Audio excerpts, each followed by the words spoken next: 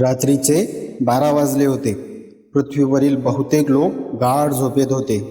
पण भारतातील अत्याधुनिक अंतराळ संशोधन केंद्रात मात्र दिवस-रात्र सुरू असलेली धावपळ अजूनही थांबली नव्हती.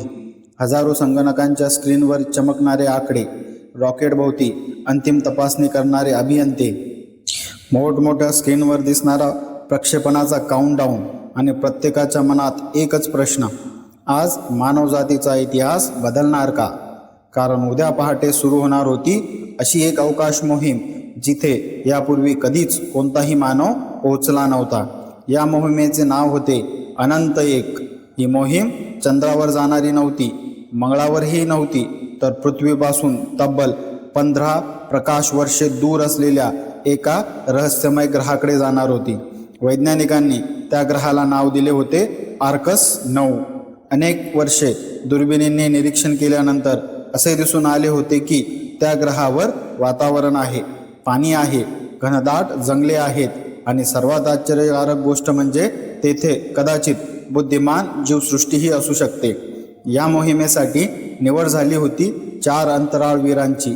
कमांडर आर्यन देशमुख, अंतराळ भौतिकशास्त्रज्ञ डॉक्टर नीरा कुलकर्णी, यंत्र अभियंता राघव पाटील आणि जैवशास्त्रज्ञ सना शेख. चौघांनी अनेक वर्षे या दिवसाची वाट पाहिली होती. पहाट झाली. संपूर्ण जगाचे लक्ष भारताकडे लागले. TV channels, mobile screen, social media, सर्वत्र एकच थेट प्रक्षेपण सुरू होते. काउंटडाऊन सुरू झाला. 10, 9, 8. सर्वांच्या हृदयाचे ठोके वाढले. 3, 2, 1. प्रक्षेपण. क्षणात पृथ्वी हादरणारी गर्जना झाली. आकाशाकडे ज्वाळांचा प्रचंड स्तंभ झेपावला. अनंत 1 वेगाने वर जाऊ लागले. काही मिनिटातच पृथ्वी दूर जाऊ लागली. निळा ग्रह हळूहळू एका छोट्याशा गोलासारखा दिसू लागला. आर्यन शांतपणे म्हणाला, मित्रांनो, आज आपण फक्त पृथ्वी सोडत नाही आहोत, तर इतिहासाच्या नव्या अध्यायात प्रवेश करत आहोत. प्रवासाचे पहिले काही दिवस सुरळीत गेले. अंतराळयान प्रकाशापेक्षाही अनेक पटींनी वेगाने प्रवास करत होते.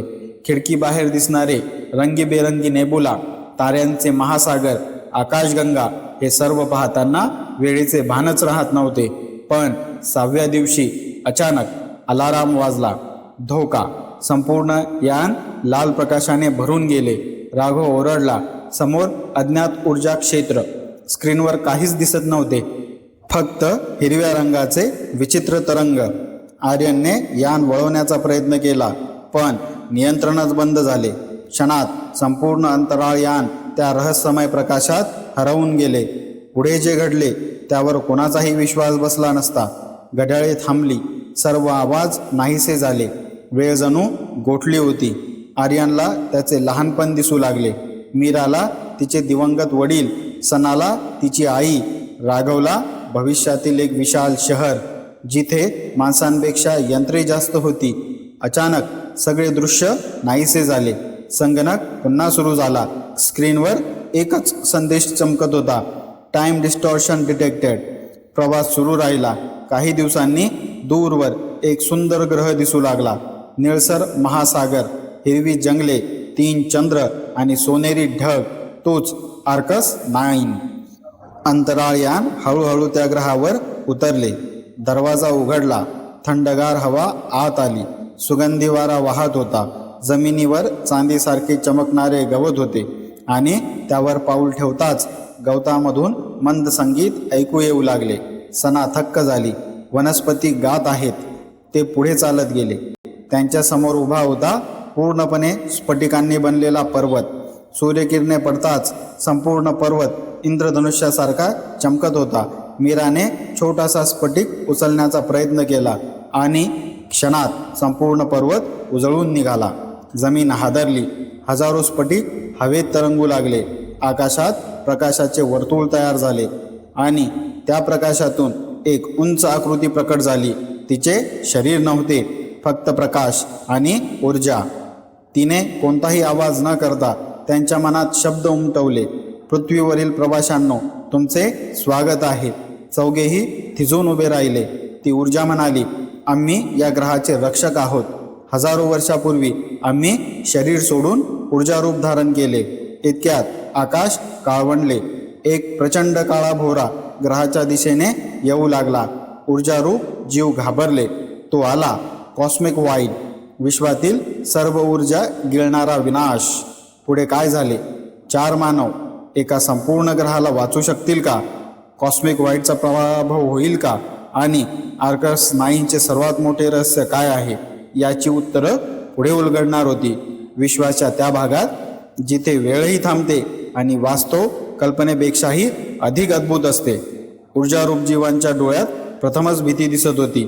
समोरचा काळा भोवरा क्षणाक्षणाला मोठा होत चालला. तो साधा वादळाचा ढग नव्हता, तो होता कॉस्मिक वाईड, विश्वातील अशी विनाशकारी शक्ती जी आपल्या मार्गात येणाऱ्या प्रत्येक ग्रहाची ऊर्जा शोषून घेत असे. तो ज्या ठिकाणी जात असे तिथे प्रकाश उरत नसे, जीवन उरत नसे, फक्त अथांग अंधार आणि मृत शांतता. आर्यनने आपल्या हेल्मेटवरील कॅमेरा त्या दिशेने वळवला. संगणकाचे लगेच इशारा दिला, चेतावणी, अज्ञात ऊर्जा पातळी, मोजमाप अशक्य. मीरा घाबरून म्हणाली, आपल्या विज्ञानात अशा शक्तीचा उल्लेखही नाही. तेवढ्यात ऊर्जारूप जीवांचा प्रमुख पुढे आला. त्याचा आवाज थेट त्यांच्या मनात घुमला. हजारो वर्षापासून आम्ही या ग्रहाचे रक्षण करत आहोत, पण यावेळी आमची शक्ती अपुरी पडत आहे. आर्यनने विचारले, आम्ही काय करू शकतो? प्रमुखाने दूरवर दिसणाऱ्या एका विशाल मंदिराकडे बोट दाखवले. ते मंदिर पूर्णपणे निळ्या स्फटिकांनी बनलेले होते. त्यातून आकाशाकडे प्रकाशाचा प्रचंड स्तंभ जात होता. ते आहे आमच्या ग्रहाचे हृदय. जर ते विझले तर हा ग्रह कायमचा नष्ट होईल. चौघेही क्षणाचाही विलंब न करता त्या मंदिराकडे धावू लागले. मंदिरात प्रवेश करताच त्यांच्या डोळ्यासमोर एक अकल्पनीय दृश्य आले. मध्ये हवेत तरंगणारा एक विशाल निळा ऊर्जा गोळा, त्याभोवती हजारो स्फटिक आणि त्या स्फटिकातून वाहणाऱ्या प्रकाशलहरी. सना हळूच म्हणाली, हे तर जिवंत आहे. तेवढ्यात अचानक मंदिर जोरात हादरले. कॉस्मिक वाईडने पहिला आघात केला होता. बाहेर पर्वत कोसळू लागले. आकाशातून निळ्या विजांचा वर्षाव सुरू झाला. मीराने नियंत्रण प्रणाली तपासली. आर्यन, आपल्या अंतराळयानातील अँटीमॅटर रिॲक्टर या ऊर्जा केंद्राशी जोडला तर आपण संरक्षण कवच तयार करू शकतो. राघवने लगेच उत्तर दिले, पण मग आपल्या यानातील संपूर्ण ऊर्जा संपेल. आपण पृथ्वीवर परत जाऊ शकणार नाही. क्षणभर शांतता पसरली. सर्वांनी एकमेकांकडे पाहिले. आर्यनने हसत उत्तर दिले, जर एका संपूर्ण ग्रहाचा जीव वाचत असेल तर आपल्या परतीचा विचार नंतर करू. कोणीही विरोध केला नाही. ते सर्व कामाला लागले.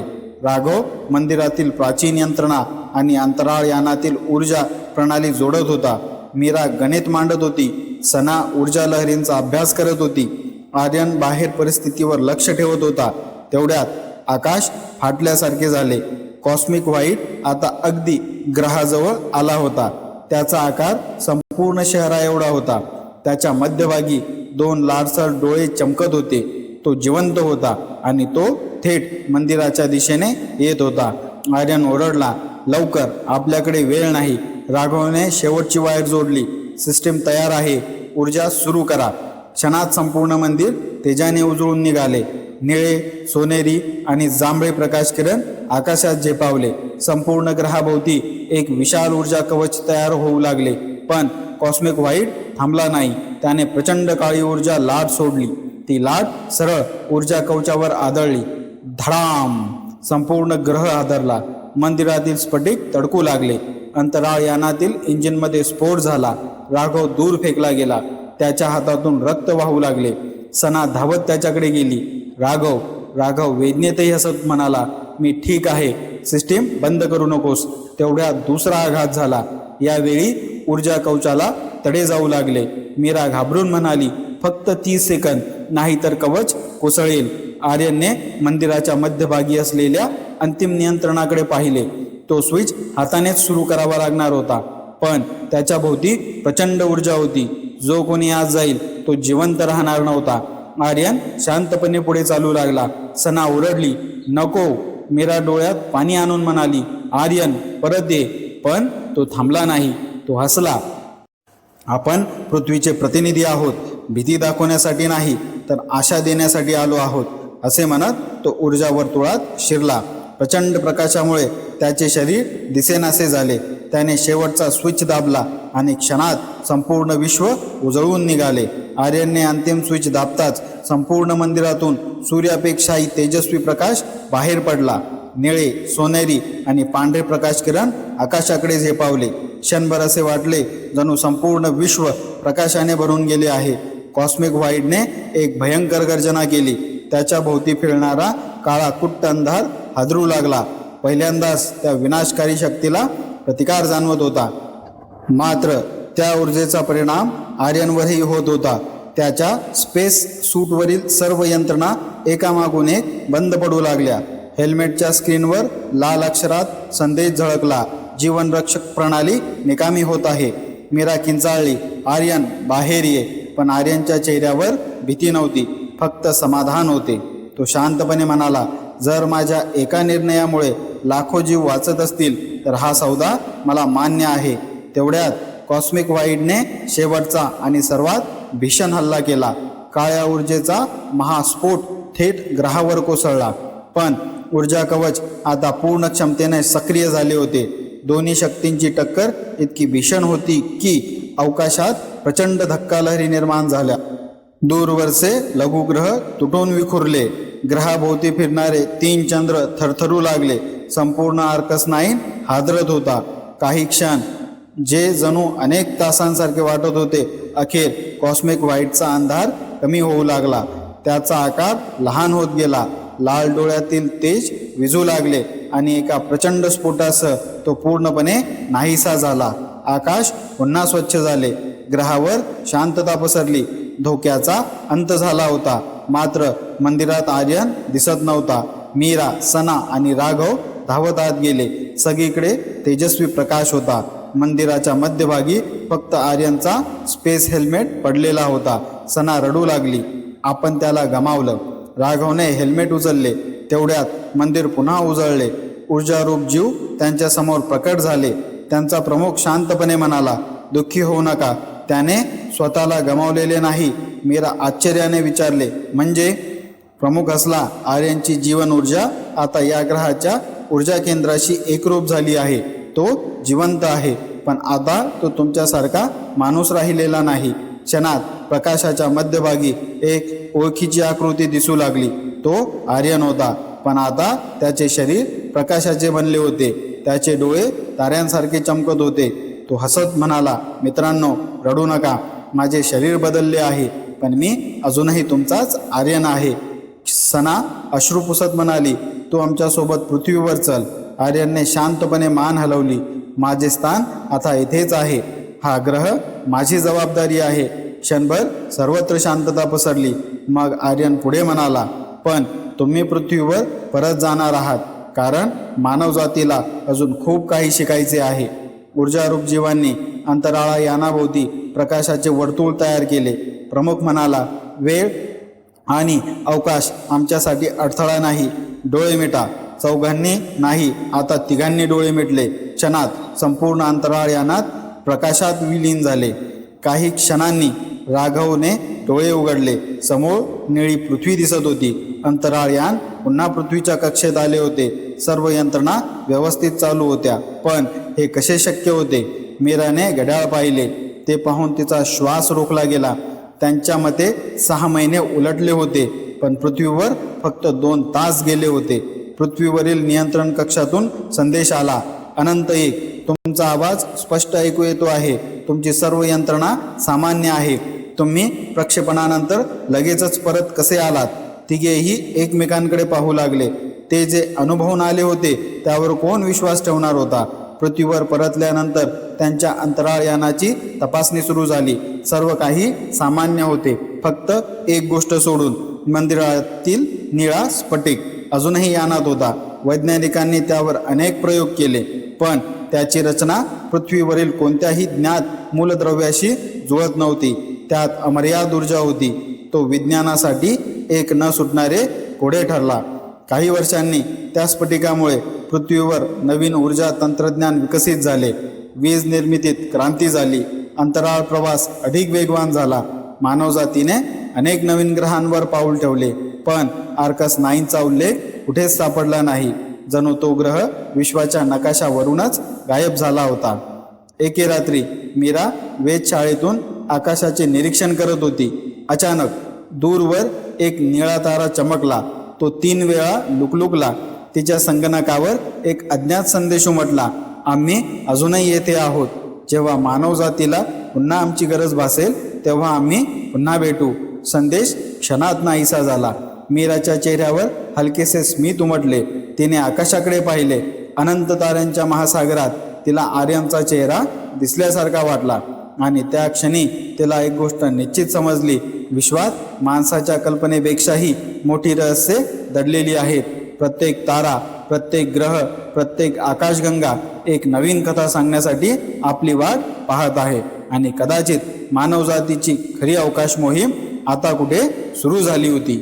मित्र आणि मैत्रिणींनो, ही कथा तुम्हाला आवडली असेल तर लाईक करा, शेअर करा, कॉमेंट करून तुमचं मत नक्की सांगा आणि आमच्या चॅनलला सबस्क्राईब करा. कथा पूर्ण ऐकल्याबद्दल तुम्हा सर्वांचे मनपूर्वक धन्यवाद. जर या चॅनलवरती आपण नवीन आला असाल तर बेल नोटिफिकेशन नक्की सुरू करा. त्यामुळे येणारा प्रत्येक नवीन व्हिडिओ सर्वात पहिले तुम्हाला ऐकायला आणि वाचायला मिळेल. भेटूया पुन्हा अशाच एका नवीन कथेसोबत. धन्यवाद.